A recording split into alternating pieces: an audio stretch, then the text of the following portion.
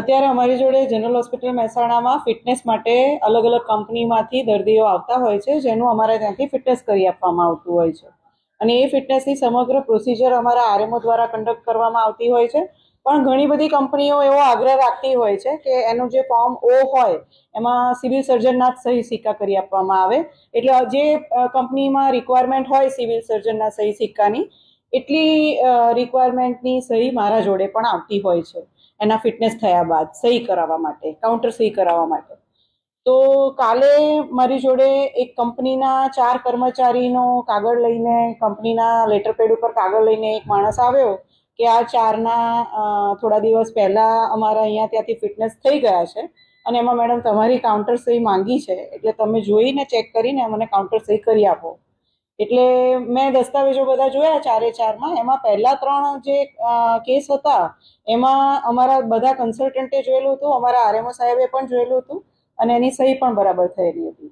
જ્યારે જે ચોથું ફોર્મ હતું, જે ચોથું પેશન્ટનું ફોર્મ હતું, એમાં અમારા આરએમઓની સહી ખોટી હતી અને થોડું સિક્કામાં પણ મને થોડો ચેન્જીસ લાગ્યો. એટલે મેં અમારા આરએમઓને બોલાયા કે આ સહી તમે જ કરી છે અને આ પેશન્ટ તમે જોયું છે, કારણ કે એ વખતે પેશન્ટ નહોતા લાવેલા, એટલે એ પેશન્ટ નહોતું. એટલે મેં એમને બોલાયા કે આ પેશન્ટ તમે જોયેલું છે ને, સહી તમારી છે. ત્યારે એમણે એને નકારી કાઢ્યું કે આ સહી મારી છે જ નહીં, આ સિક્કો પણ આપણો નથી અને આ પેશન્ટને પણ મેં પોતે જોયેલું નથી કે ચકાસ્યું નથી. એટલે અમે પછી એલર્ટ થઈ અને બધાને ભેગા કર્યા, જે કોઈ પણ આ કામ સાથે સંકળાયેલા છે એ બધાને પૂછ્યું કે આ દર્દી આવ્યું છે કે નથી આવ્યું, અને બધાએ ના પાડી કે આ દર્દી આપણા ત્યાં આવ્યું નથી. એટલે ત્યારબાદ અમે આ સેન્સિટિવ મુદ્દો છે એટલે અમે એને ગંભીરતાથી લઈને આજે અમે પોલીસમાં પણ ફરિયાદ કરી છે.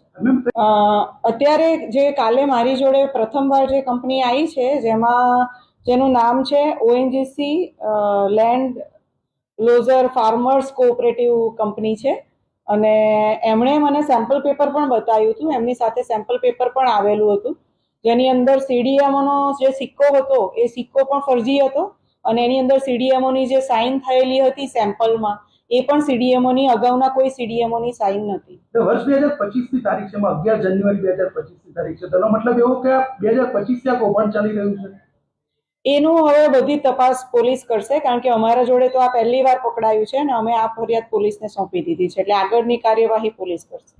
હવે કાયદાકીય ગુનો લાગુ પડે, સરકારી મોહર અને સરકારી સિક્કા, તેમાં સરકારી કોઈ પણ અધિકારીની સહી કોઈ કરી જ ના શકે અને આની જે પણ કાયદાકીય કાર્યવાહી કરવાની થશે તે પોલીસ દ્વારા કરવામાં આવશે.